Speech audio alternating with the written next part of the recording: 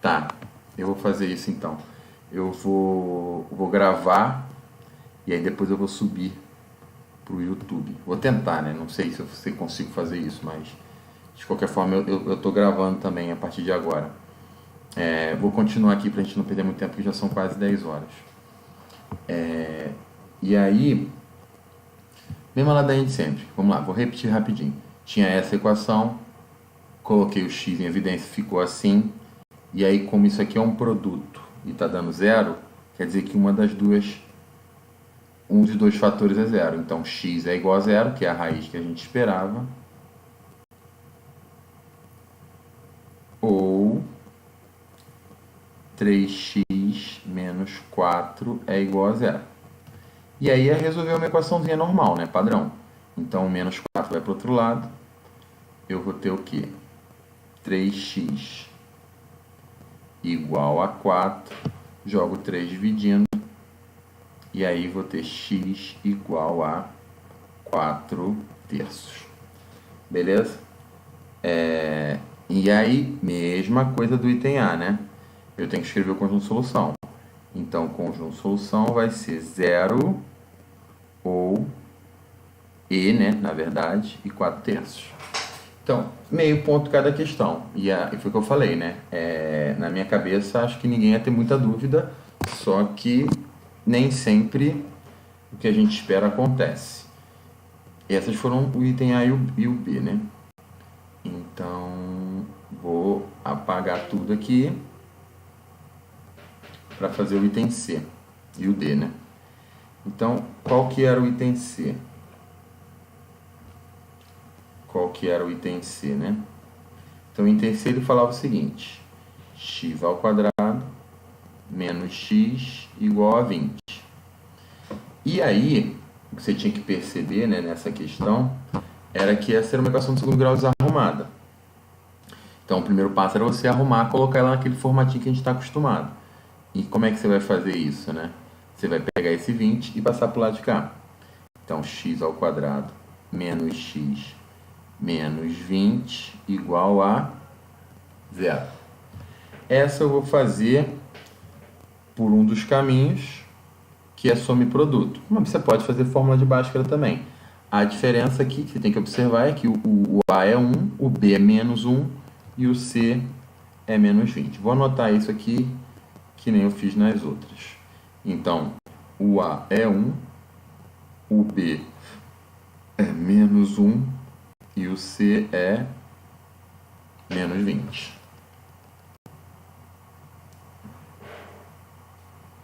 Então, gente, essa questão vai servir de exemplo. Mas eu estou vendo a pergunta aqui do Mike, né? Que é... Então, gente, boa observação, Mike. Que a ideia é a seguinte, presta atenção. Esse sinal aqui é sinal de igual.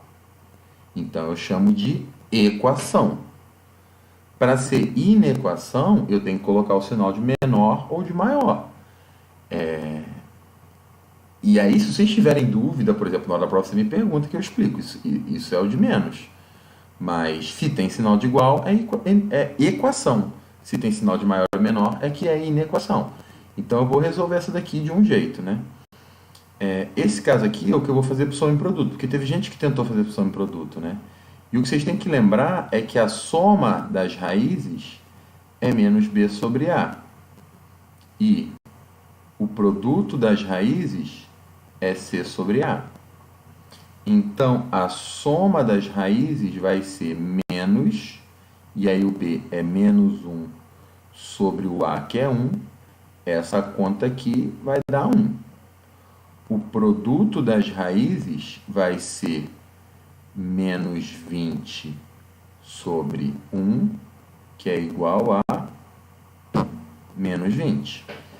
Então, como é que a gente faz com soma e produto, né? Eu estou buscando dois números que somados dão 1 e multiplicados dão menos 20.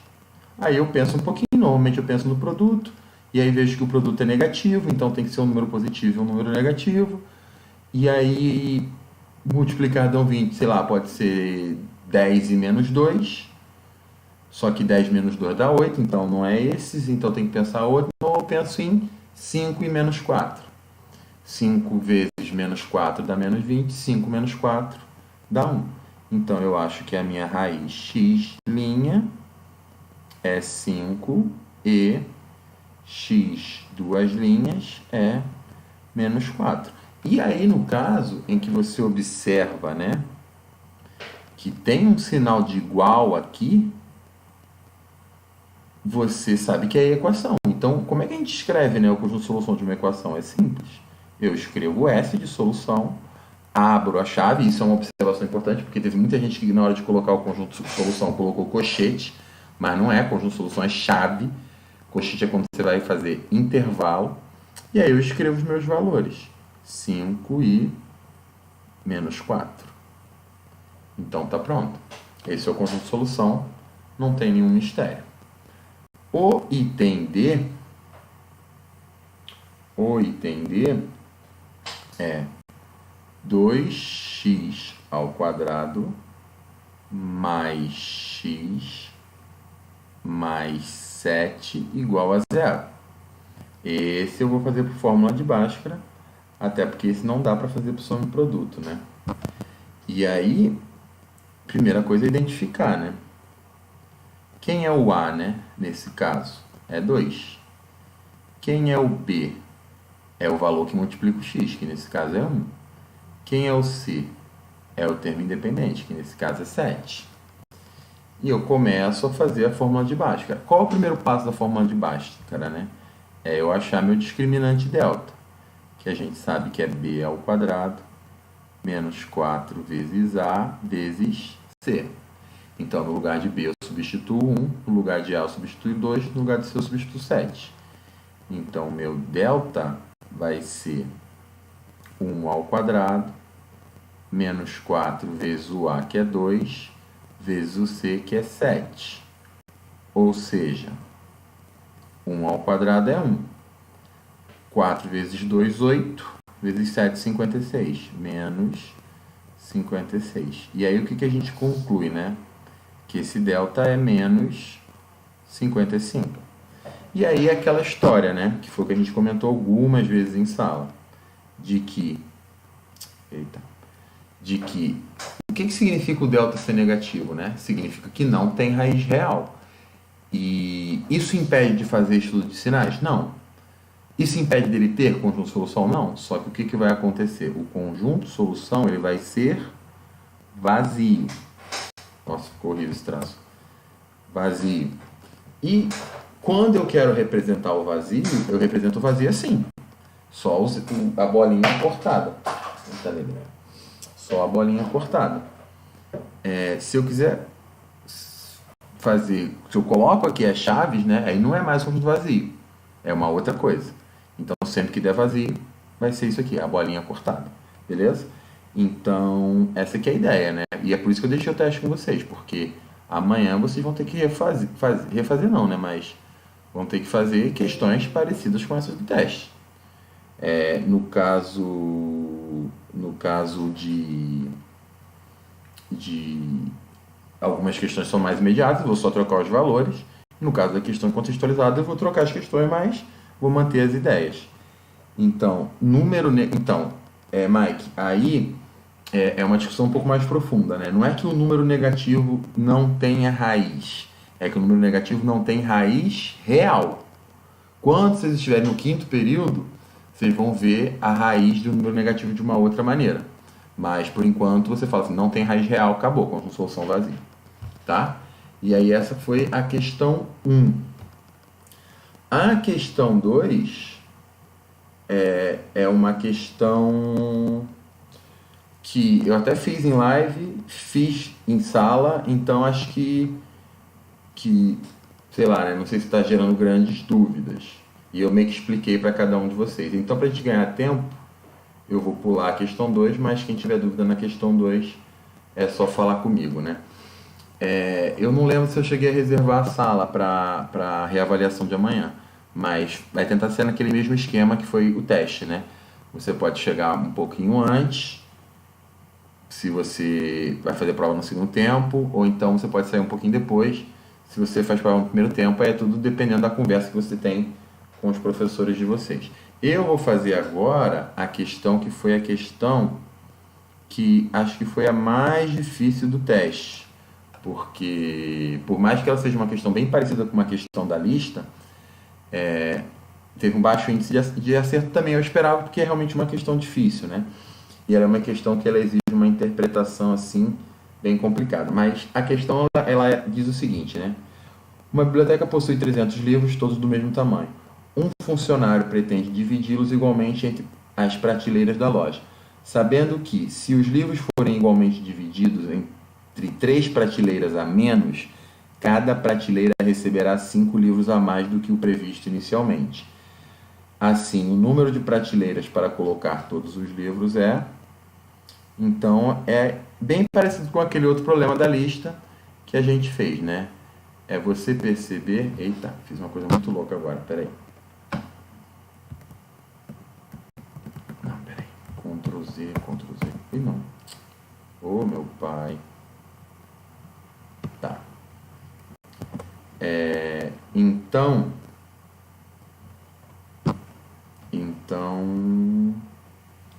como é que tá, né, a ideia? Você vai separar em 2 momentos.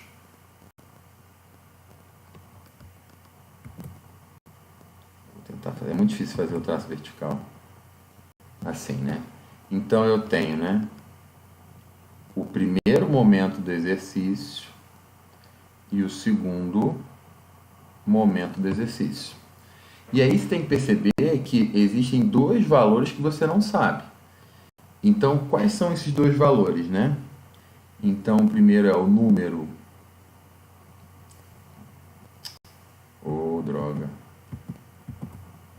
É o número de prateleiras, que eu vou chamar de N, beleza? E a quantidade de livros por prateleira, que eu vou chamar de Q.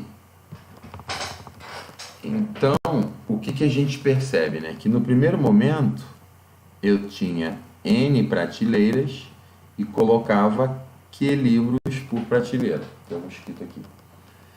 Depois o funcionário ele vai perceber o seguinte, que se eu trabalhar com 3 prateleiras a menos, ou seja, eu tinha N prateleiras, vou trabalhar com 3 a menos. Então, N menos 3. E da mesma maneira, fazendo isso, tem que colocar 5 livros a mais por prateleira. Então, eu tenho que colocar a quantidade que eu tinha anteriormente, mais 5, né? E aí é aquela ideia de sempre. O que não muda nesse tipo de exercício, né? Pelo enunciado, o que não muda é a quantidade de livros.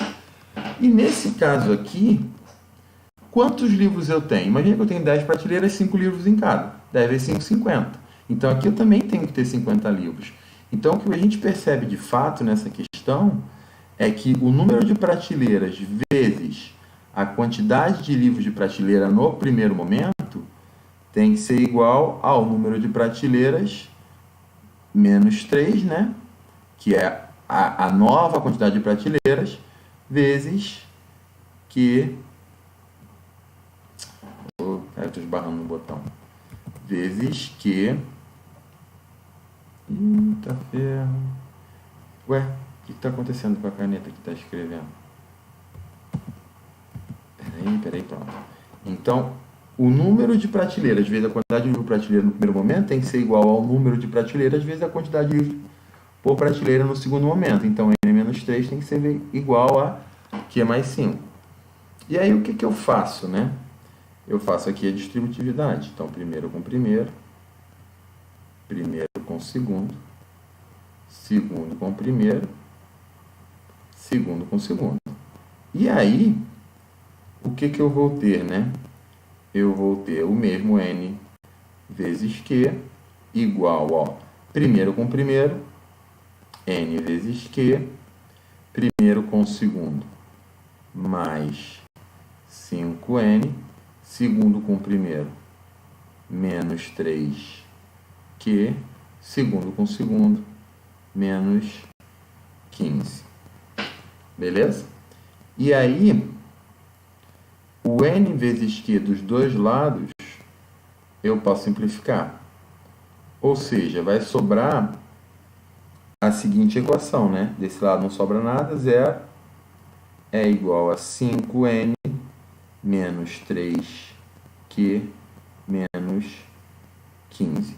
Só que o que o enunciado fala? O enunciado, ele fala que são 300 livros.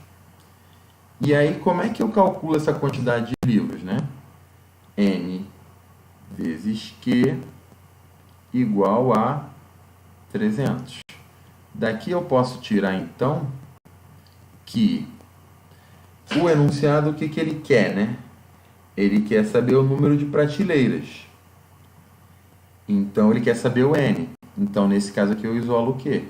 Isso aqui vai ser igual a 300 dividido por N. Esse 300 dividido por N, eu posso pegar ele e substituir no lugar de Q aqui. E aí, a minha equação, ela vai ficar assim, né? 0 é igual a 5n menos 3 vezes 300 dividido por n menos 15. Só que qual é o problema, né? O problema é que agora eu tenho denominadores diferentes, então eu tenho que fazer o MMC. Então, o denominador desse é 1, o denominador desse é 1. E aí tem uma observação que é importante, que é a seguinte, que esse cara aqui, esse 3, como ele está multiplicando, é como se o n fosse o denominador de tudo. Então, ele já tem denominador n, não preciso fazer MMC com ele. Então, esse como é 1 vai por n, esse como é m vai por 1, esse como é 1 vai por n. E aí, a minha equação, ela vai ficar assim, né? 0 é igual a 5n vezes n. 5n ao quadrado, menos 3 vezes 300, menos 900, menos 15 vezes n, menos 15n. E o que eu posso perceber, né? Que nessa equação, todo mundo é múltiplo de 5. Então, eu posso dividir a equação inteira por 5. E aí, a equação vai ficar assim, né? 0 é igual a n ao quadrado, menos 900 dividido por 5, menos 180, menos 3n. Só ajeitando essa equação, ela fica n ao quadrado, menos 3n, menos 180, igual a 0. Aí você pode resolver a equação de segundo grau como você quiser. Pode fazer fórmula de Bhaskara, pode fazer soma e produto, por aí vai. Nesse caso aqui, até como eu estou com pouco espaço, eu vou fazer do soma e produto. Então, a soma vai dar 3 e o produto vai dar menos 180. É só você ter um pouquinho de trabalho que você vai achar o seguinte, que n linha, né, é igual a 15 e n duas linhas é igual a menos 12. Então, o que é esse n, né? Ele é um número de prateleiras. Como esse n é um número de prateleiras, ele não pode ser negativo. Eu vou descartar a solução negativa. A minha resposta vai ser 15 prateleiras, tá? E tiveram até algumas pessoas que acertaram esse problema, mas não foram muitas, apesar que eu também não imaginava que fosse ter um alto índice. Essa era a questão mais difícil da prova. E é isso, beleza? Vocês têm alguma pergunta em relação a essa questão? Hein?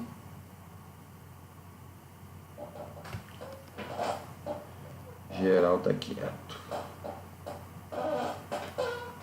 Engraçado, né? Fiz uma besteira. Deixa eu fazer uma coisa aqui.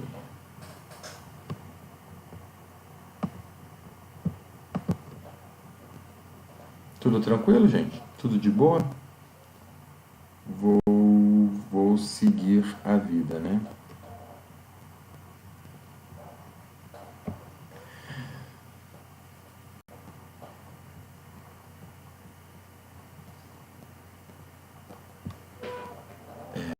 Tudo bem? Então, ó, essa foi a questão 3, tá? Espero que eu tenha sanado as dúvidas da maioria de vocês. A questão 4 foi uma questão que me deixou, assim, preocupado, porque eu imaginei que fosse ser uma questão que fosse ter um alto índice de acerto, mas, entretanto, porém, não foi tão alto assim, né? Então, a questão 4 ele dava uma função, né? F de x igual a menos x ao quadrado sobre 12 mais 2x mais 10. E aí ele falava o seguinte: a temperatura em graus Celsius de um objeto armazenado em um determinado local é modelada pela função, essa função aqui, com x dado em horas. Determine a temperatura máxima atingida por esse objeto nesse local de armazenamento. Então, essa foi uma questão que eu imaginei que fosse ter... Ah, tá. Tiago Cruz. Tá. Agora já pulei. Eu estava olhando o enunciado. Como que eu concluí que n vezes q é igual a 300? Porque ele fala que são 300 livros no enunciado. E aí, o que é o n, né? É a quantidade de prateleiras, e o q é a quantidade de livros por prateleira. Então, como é que eu calculo o total de livros? Multiplicando a quantidade de prateleiras pela quantidade de livro por prateleira. É só você imaginar o seguinte: se você tem 10 prateleiras com 5 livros em cada, você tem 50 livros, só multiplicando esses dois valores. Beleza? Aí eu vou ter que esperar o delay para você me responder, mas eu vou esperar porque eu preciso que vocês entendam isso, né? Porque isso é importante. Apesar que depois eu vou ver se eu subo, né, esse vídeo pro YouTube. E aí vocês conseguem assistir, pausar, voltar, minha explicação. Vou até que elaborar melhor meus vídeos para poder ficar mais bonitinho. Eu vou ver se, sei lá, o que eu faço. Não vou ficar inventando coisa aqui, prometendo não, porque é capaz de não cumprir. Hein, Thiago? É Thiago, né? Eu sempre acho que é Thiago, THG. Tá tranquilo? Entendeu ou não? Vou ter um raio de mosquito aqui.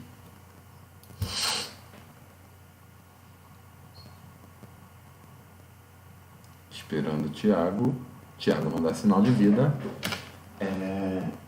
Peraí, gente, só um minutinho. O que foi? O que foi?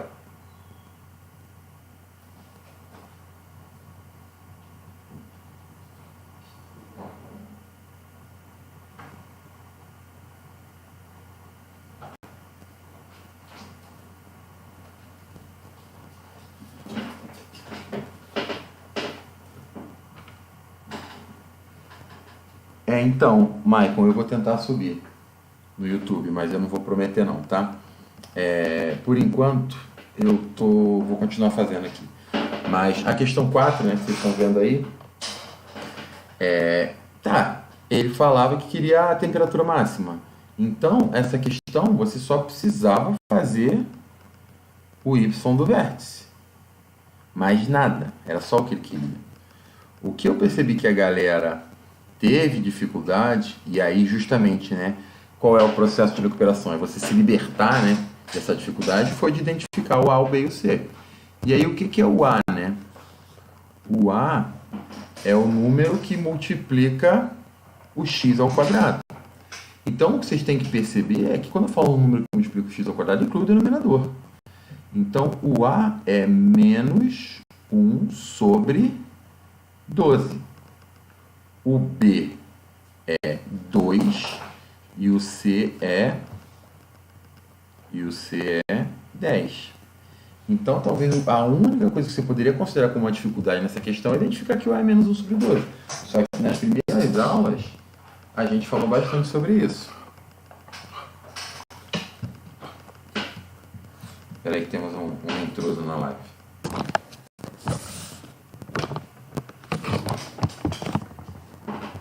Peraí. Que a Nina entrou aqui e fechou a porta. Peraí.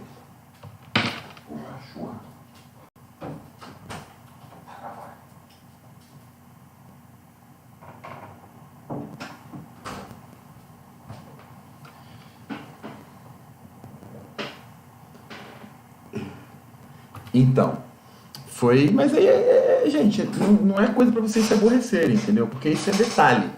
E esses detalhes vocês aprendem com o tempo. É por isso que, às vezes, o processo de recuperação é importante, né?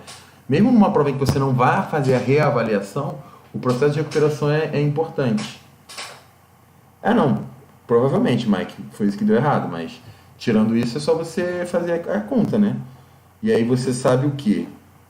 Você sabe que o y do vértice é menos delta sobre 4a.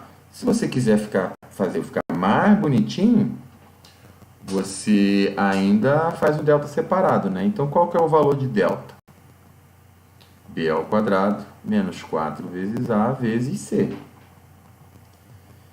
Então, vai ficar 2 ao quadrado menos 4 vezes o a, né? Que é menos 1 sobre 12, vezes o c, que é 10. Ou seja, isso aqui vai ficar 4. E aí você observa aqui a primeira regra dos sinais, né? Menos com menos dá mais. E aí, se você quiser, né, como é multiplicação, eu posso simplificar esse 4 com esse 12. Sobra 1, sobra 3.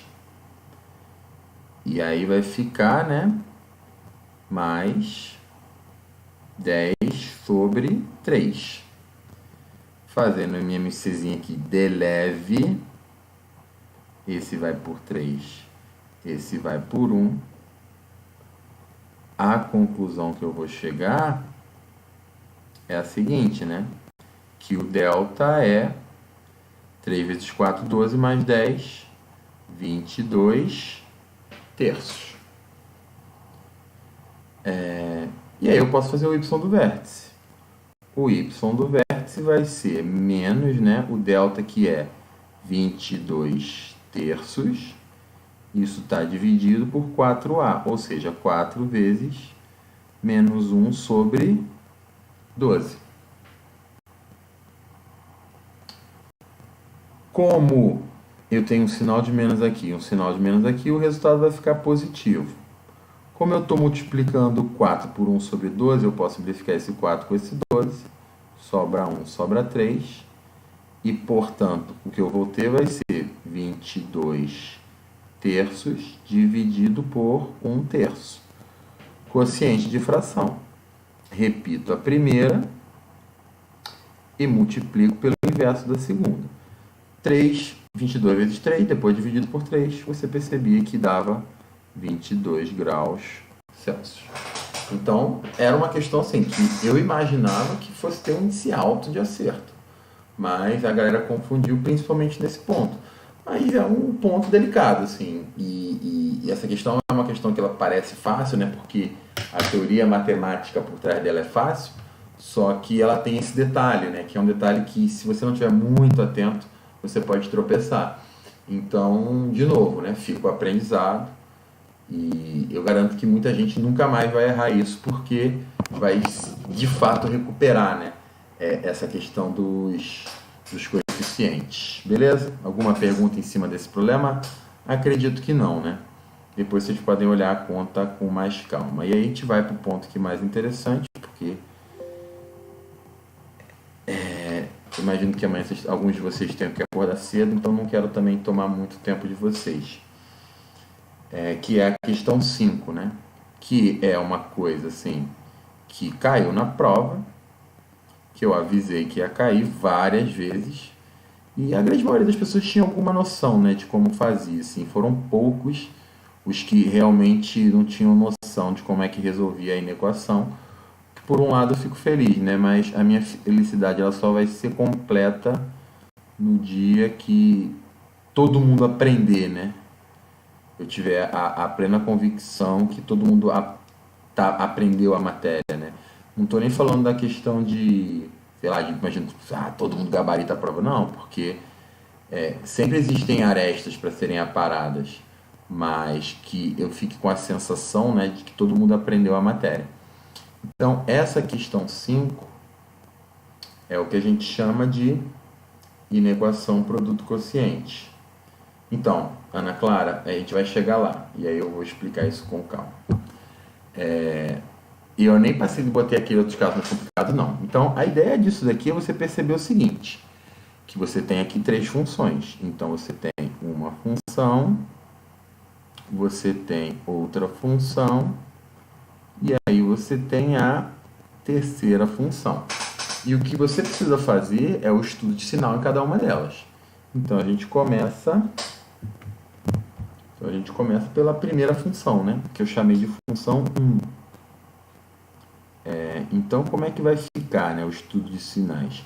Então, a primeira coisa que eu tenho que perceber é a seguinte: que tipo de função é essa? Então, ela é uma função afim, e você nem precisa escrever, né? Eu estou escrevendo só para fixar. Então, pode ser, assim, porque que nem é muito complicado, né? Mas depois a gente conversa um pouco mais sobre a prova. Foca aqui na resolução da questão primeiro. Então, essa função aqui é uma função afim. E quando eu observo aqui, né, o coeficiente de x é negativo. Então, ela é uma função afim decrescente. E aí, para que eu consiga fazer o estudo de sinais dela, né, eu preciso encontrar a raiz dela. Como é que eu encontro a raiz? Eu pego a lei da função igual a zero. Essa função não vai ter muito mistério, né? Então, vai ficar menos x igual a menos 2, ou seja, x vai ser igual a 2. Então, a raiz dela é 2. Eu posso fazer o estudo de sinais. Como é que eu faço? Eu coloco, né, o esboço do gráfico, e aí eu não posso esquecer que ela é uma função afim decrescente, e desço aqui, né? O que eu sei? Eu sei que, por ela ser uma função afim decrescente, a raiz dela está aqui, né, 2, ela é negativa à direita da raiz, positiva à esquerda. Então, fiz aqui o estudo de sinal da minha primeira função. Aí eu vou para a minha segunda função. Aí eu olho para ela. Que tipo de função é essa, né? Ela é uma função quadrática. Olha, o coeficiente do x ao quadrado é negativo, então a concavidade dela é para baixo. E aí, essencialmente, é a mesma coisa. Eu tenho que encontrar as raízes dessa função. Como é que eu encontro as raízes, né? Pego a lei da função, menos x ao quadrado mais 3x menos 12 igual a zero. Aí, se eu quiser, aqui eu posso multiplicar por menos 1 para encontrar as raízes, mas eu não posso esquecer que a concavidade da minha função é para baixo. Então, por exemplo, né, se eu quiser também não precisa, né, eu posso fazer direto por soma e produto. Eu sei que a soma é menos b sobre a, então vai ficar menos o b, que é 3, sobre o a, que é menos 1. Então, a soma tem que dar 3. E o produto vai ser C sobre A, que é menos 12 sobre menos 1, que vai dar 12. E aí você para e pensa, né? Pô, dois números que somados dão 3 e multiplicados dão 12, isso não está fazendo muito sentido. Então, o que a gente faz nessa hora, né? A gente recorre para a fórmula de Bhaskara. Vou calcular o delta. Então, como é que eu calculo o delta, né? B ao quadrado, menos 4 vezes o A, que é menos 1, vezes o C, que é menos 12. Eu concluo que 9, menos com menos vai dar mais. Com menos vai dar menos. 4 vezes 1, menos 48. Então, qual é a conclusão que eu chego, né? Que isso aqui vai ficar menos 39. Então, o delta dessa função deu negativo. O que significa isso? Significa que ela não tem raiz real. Isso significa que eu não consigo fazer estudo de sinais para ela? Não. Só que ela vai cair naquele caso que é o seguinte. Como ela é de concavidade para baixo, o gráfico dela vai ficar assim. Deixa eu ver se vai aparecer aí, né? Se eu não estou escrevendo muito embaixo. Então, como ela é de concavidade para baixo, né? Ela é uma função sempre negativa. E como ela não tem raiz, não vai ter raiz dela na tabela. E aí eu vou para a última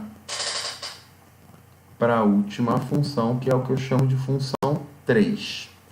E eu olho, ela é também uma função quadrática, só que a concavidade agora é para cima. Beleza? Então, como é que eu vou fazer o estudo de sinais dela, né? Mesma coisa. Vou achar as raízes. Então, x ao quadrado mais 10x mais 9 igual a zero.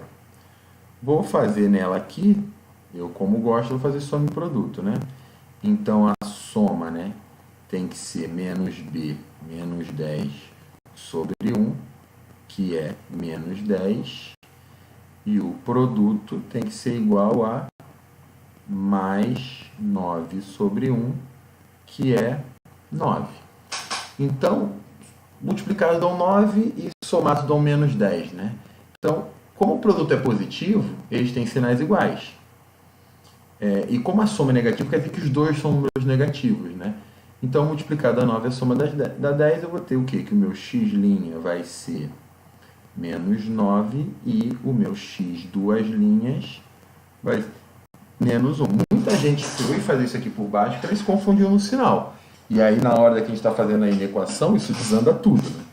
Então, tem que ter bastante atenção aí, porque agora eu posso fazer o estudo de sinais dessa função. Essa é uma função quadrática de concavidade para cima com duas raízes.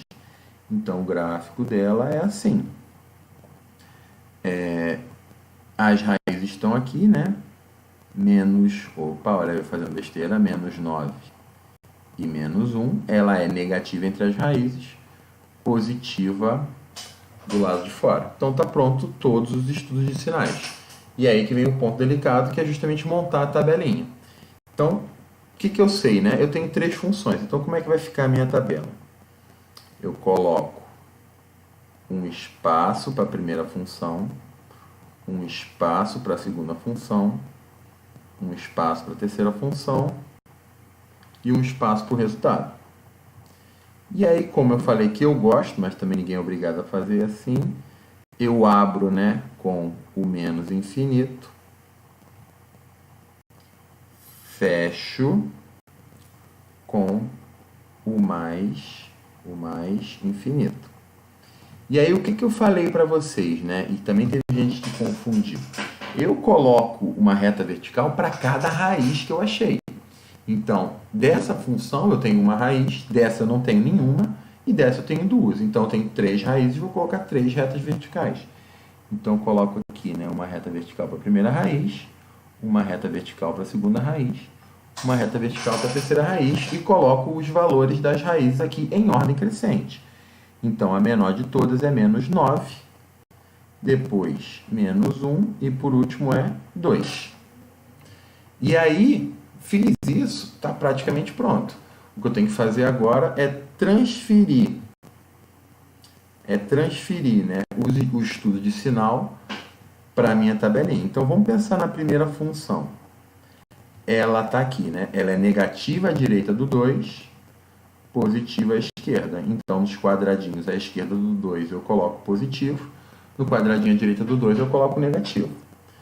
A segunda função, ela é sempre negativa. Então, eu coloco negativo em todos os quadradinhos. A terceira função, ela é o quê? Negativa entre o menos 9 e o menos 1. Então, ela é negativa aqui e positiva do lado de fora. Então, ela é positiva aqui, positiva aqui, positiva aqui. Pronto. aí eu posso usar a regra de sinais para construir o resultado. Então, mais com menos dá menos, com menos dá menos, mais com menos dá menos, com menos dá mais com menos dá menos, com mais dá menos, menos com menos dá mais, com mais vai dar mais. Então, ó, tem aqui o estudo de sinais do resultado. Olhe de novo para o meu enunciado. Eu quero menor que zero. Então, aonde está negativo, né, eu faço aquele esquema. Coloco a bolinha e desenho. Mas aonde está negativo. E aí eu vou para essa discussão, né, de que se a bolinha é aberta ou se ela é fechada. No caso, eu quero menor que zero. E o que eu falei? Que quando é sempre menor ou maior, você nem considera fechar a bolinha é sempre aberta. Então daqui eu já posso construir o meu conjunto de solução, né? Vai ser o quê? Vai ser de menos infinito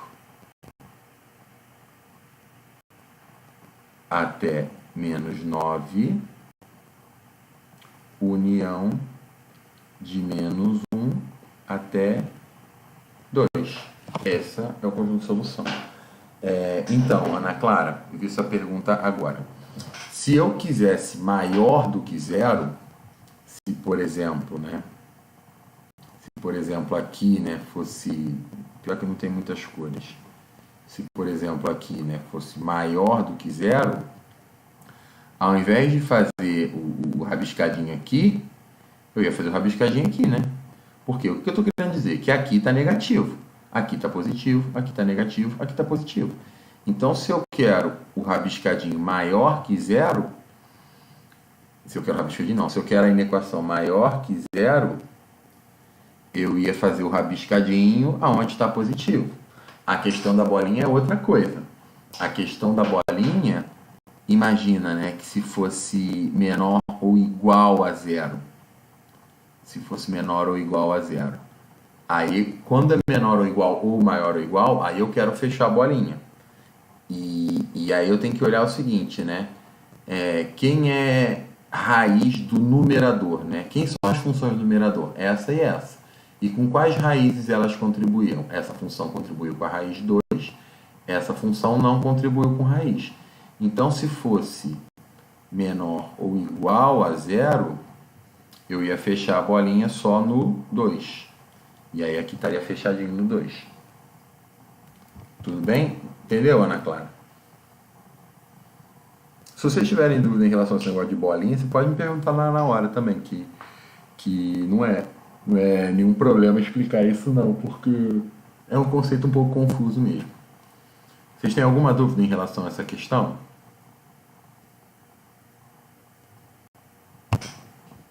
Engraçado, porque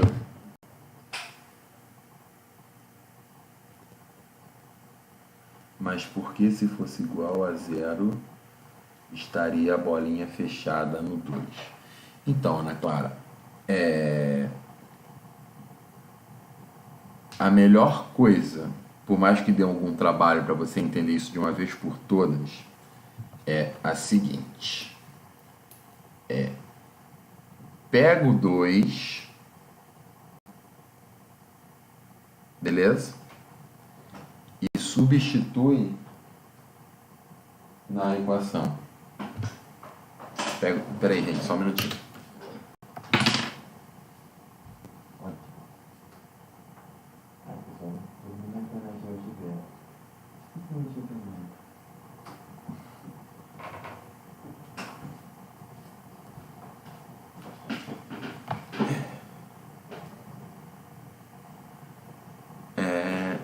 Vamos lá, voltei. Então, é porque eu acho que você está complicando. Porque, vamos lá, vamos prestar atenção aqui no seguinte.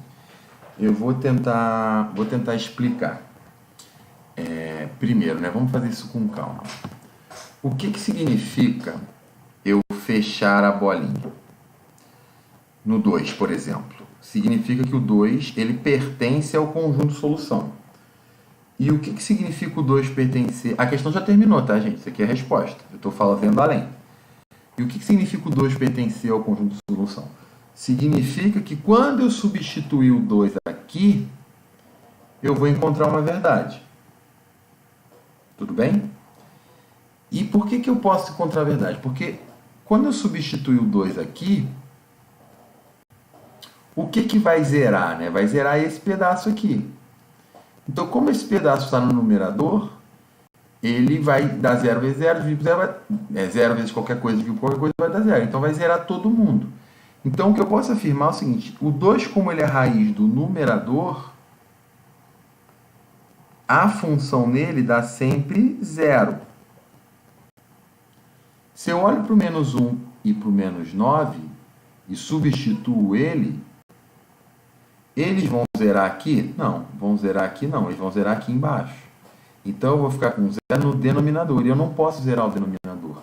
Então no menos 1 e no menos 9, a minha expressão ela não existe.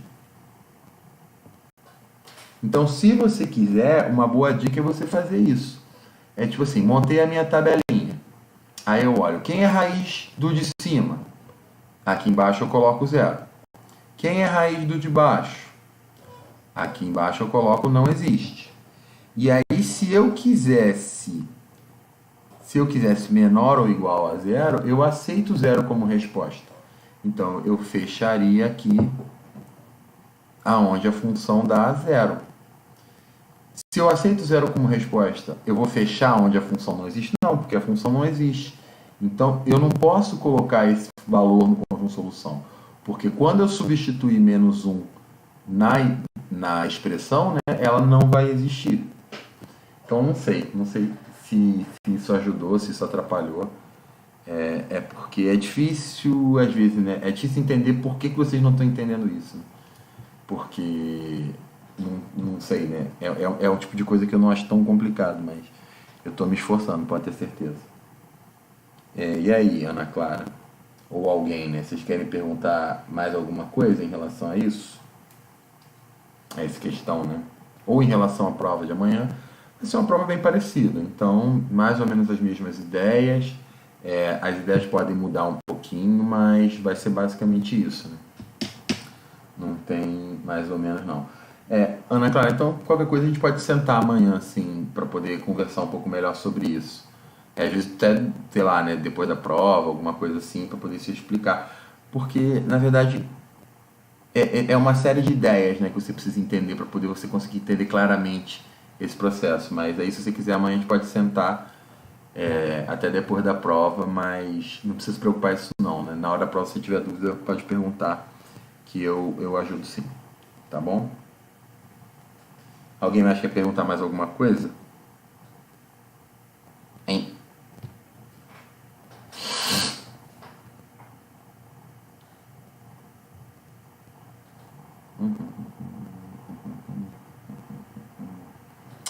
Beleza, então, gente, eu vou encerrando por aqui.